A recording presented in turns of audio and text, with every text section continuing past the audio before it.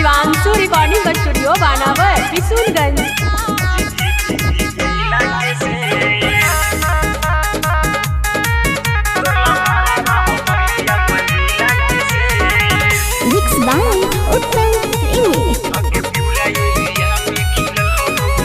अगे पूरा एरिया में खिलल हो हमर नाम, गोलिए बारूद से बनल हो तू पहचान।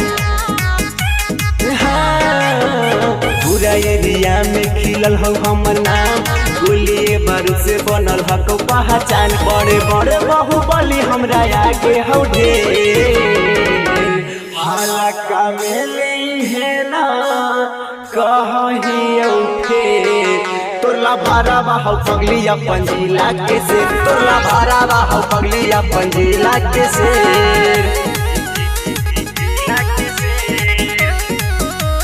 म्यूजिक बाय नितिक नयन।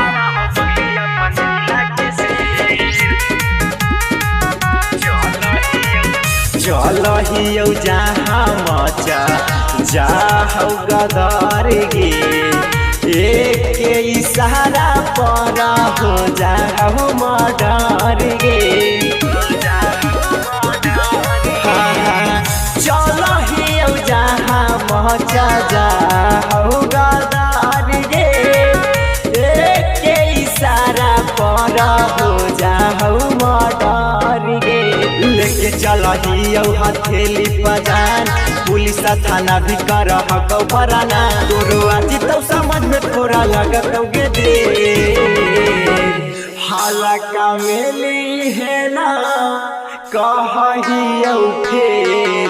तोरला भरावा हो पगली अपन जिला के से, तोरला भरावा हो पगली अपन जिला के से।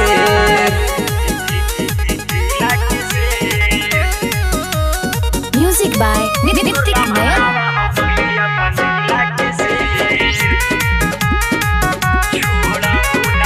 छोड़ा हो ना ओकरा जेबा रात हो खीसगे, रहा हो हरदम गरम प्रेमी रजनीश गे।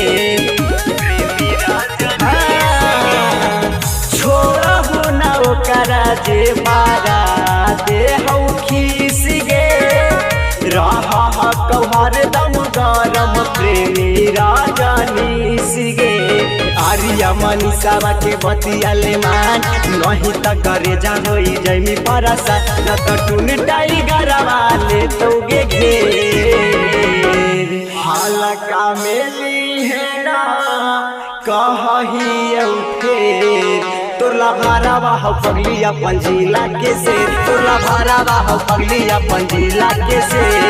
शिवांशु रिकॉर्डिंग स्टूडियो बानावर किशुनगंज।